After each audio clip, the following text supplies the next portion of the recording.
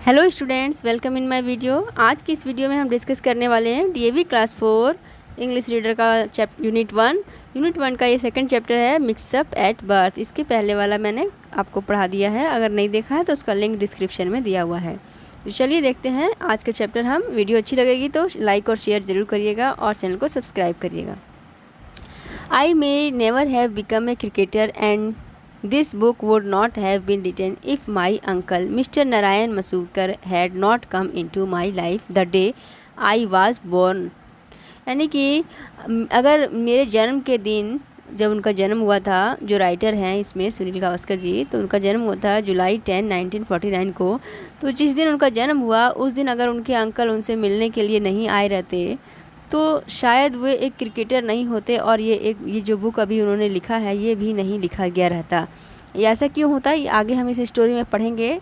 It sems, ऐसा लगता है कि नाना काका, जिसे कि वे नाना काका कहते थे, जो अपने अंकल को नाना काका, who had come to see me in the hospital on my first day in this world, जो कि मुझे हॉस्पिटल में देखने आए थे, जो मेरी इस दुनिया में आने का पहला दिन था। यानी जन्म के समय जब जन्म हुआ उनका, तो वही दिन, उनका जन्म का जो दिन था वो दिन ही उनकी दुनिया में आने का फर्स्ट डे था।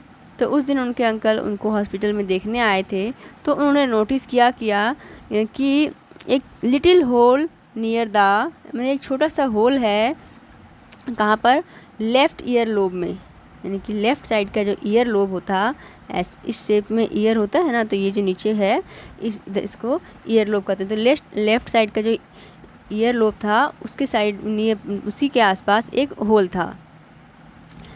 The next day he came again and picked up the baby lying in the crib next to my mother. और अगले दिन वे दोबारा फिर वापस आए और फिर उन्होंने बेबी को उठाया, जो कि अपनी मम्मी के जस्ट बगल में क्राइब यानी कि झूले में सोया हुआ था वहाँ से। To his utter horror he discovered, यानी टू हिज अटर हॉरर यानी कि बड़े ही, मतलब कि डरे हुए रूप में, डर गए बहुत ज़्यादा देख करके ही, भयभीत रूप में, ही डिस्कवर्ड, उन्होंने देखा कि the baby did not have the hole on his left ear lobe, कि जो बेबी है उसके लेफ़्ट साइड का जो ईयर लोब है उसमें होल नहीं है। ए फ्रेंटिक सर्च वाज मेड, अब एक, मतलब कि बहुत ही फ्रेंटिक यानी कि बहुत ही तेज़ी से लोगों ने, एकदम हड़बड़ा के लोगों ने खोज शुरू कर दी। एंड आई वाज लोकेटेड, और मुझे पाया गया, कहाँ पे पाया गया, स्लीपिंग पीसफुली बिसाइड ए फिशर वुमेन, और एक फिशर वुमेन के बगल में शांति से सोया हुआ मुझे पाया गया।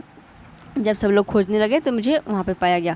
Totally ignorant of the commotion I had caused, और ये जो कमोशन यानी कि इतनी ज़्यादा जो हंगामा हुआ, ये सब जो खोजने का हल्ला गुल्ला मचा, इन सब से पूरी तरह से अनजान था मैं, जो कि मेरे द्वारा ही किया गया था, मेरे कारण से ही हुआ था।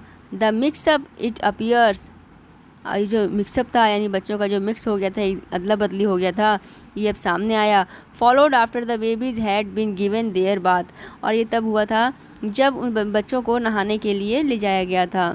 I am grateful to my uncle for noticing the hole, मैं अपने अंकल का ग्रेटफुल हूँ यानी थैंकफुल हूँ, उनका धन्यवाद करता हूँ कि जिन्होंने ये होल को नोटिस किया।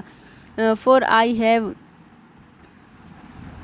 Have often wondered that what would happen if nature had not marked me out, और मैं ये सोच करके भी हैरान हूँ कि क्या होता अगर नेचर ने मुझे ये मार्क नहीं दिया रहता, यानी कि मेरे ईयर में वहाँ पे छोटा सा होल अगर नहीं रहता, ये नेचुरल जो मार्क था वो मुझे नेचर ने नहीं दिया रहता, तो मेरा क्या होता।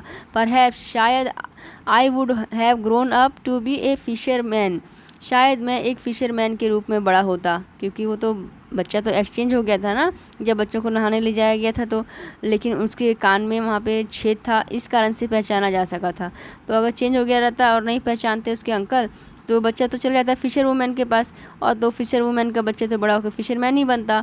तो working somewhere along the west coast, और कहीं वेस्ट कोस्ट में यानी कि जो समुद्र का किनारा है वहाँ पर काम कर रहा होता, मछलियों पकड़ने का काम। And what about the baby, और उस बच्चे का क्या होता। Who for a spell took my place, जिसने गलती से मेरी जगह ले ली थी।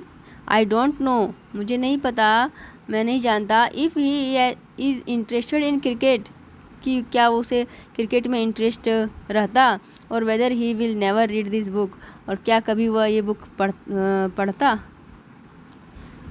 मतलब कि अगर उसने जो बच्चा मेरी जगह वहाँ पे एक्सचेंज होकर चला गया था, क्योंकि मैं तो अभी क्रिकेटर बना हूँ, तो अगर वो मेरी जगह चला गया था तो क्या उसे कभी क्रिकेट में कोई इंटरेस्ट रहता, और क्या अभी वो इस बुक को पढ़ रहा होगा, कभी इस बुक को पढ़ेगा वो जो इन्होंने लिखा है, सुनील गावस्कर जी ने ये स्टोरी लिखी है। सो आई कैन ओनली होप, मैं केवल ये उम्मीद कर सकता हूँ कि he will start taking a little more interest in Sunil Gavaskar, कि मैं सिर्फ ये उम्मीद कर सकता हूँ, आशा कर सकता हूँ कि अगर उसे ये पता चलेगा, ये पढ़ेगा तो वो ज़रूर उसको सुनील गावस्कर में थोड़ी बहुत इंटरेस्ट हो जाएगी। ये चैप्टर था आपका। देखा इसमें कैसे बच्चे एक्सचेंज हो गए थे नहाने के समय में, लेकिन उसके कान में एक छोटा सा होल होने के कारण ही उसके अंकल पहचान पाए थे, जिस कारण से सुनील गावस्कर जी जो क्रिकेटर बने, नहीं तो शायद आज वो एक फिशरमैन रहते। तो चैप्टर आपका एक कंप्लीट होता है। Thank you for watching.